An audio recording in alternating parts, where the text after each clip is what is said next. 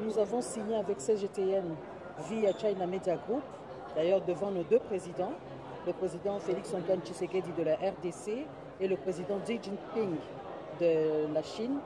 Et donc, ce partenariat nous a permis de faire des échanges de contenu. Particulièrement, nous avons reçu beaucoup de magazines et documentaires venant d'une plateforme que CGTN nous a permis d'accéder et dans lesquels nous puisons régulièrement de la documentation pour illustrer et montrer sur nos programmes ce que c'est la Chine aujourd'hui, les innovations et comment est-ce que vous vivez ici. L'autre chose également d'intéressant, c'est de dire, grâce à ce partenariat, nous avons récemment diffusé au Congo la semaine du film chinois. Nous avons eu comme ça toute une semaine durant 7 jours la possibilité de diffuser des films chinois. On a également pu développer ce lien qui a permis à ce que, à chaque fois que nous avions des moments importants de la vie nationale, que CGTN puisse également prendre des éléments d'information que nous diffusions localement.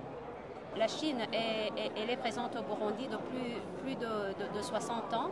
Et elle fait beaucoup de réalisations côté des Burundais, que ce soit au niveau des infrastructures, au niveau de la coopération médicale, au niveau de la coopération agricole, mais aussi au niveau de l'éducation et de la formation. Et tout cela est soutenu par une coopération médiatique accrue. Si je prends l'exemple de ma station nationale à la télévision, il y a des échanges de programmes qui deviennent de plus en plus nombreux. On diffuse des documentaires chinois à la télévision nationale du Burundi.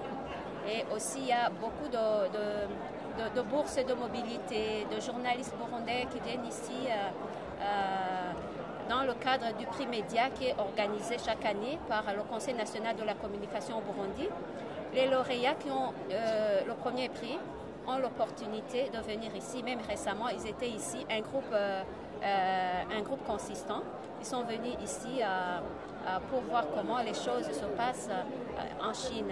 Donc, c'est une coopération médiatique qui se passe très bien. Les Occidentaux ont leur façon, bien sûr, de présenter les choses.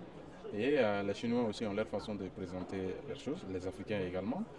Mais s'il faut changer ces narratifs-là, il faut certainement, comme je l'ai dit, faire beaucoup de coproduction et faire en sorte qu'il y ait beaucoup plus d'échanges parce que, par exemple, en Afrique, la majeure partie des Africains, ils n'ont pas la bonne information. Donc, faire des productions ou des coproductions pour peut-être montrer aux Africains ce qui s'est passé réellement en Chine sera un atout de plus.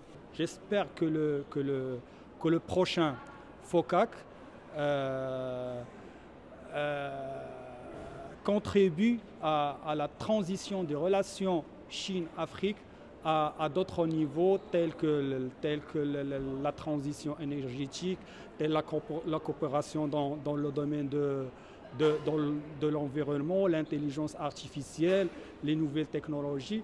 La Chine, avec sa coopération stratégique avec le continent africain, peut aider dans ce sens et peut accompagner les pays africains pour prendre le chemin vers l'avant dans ces projets.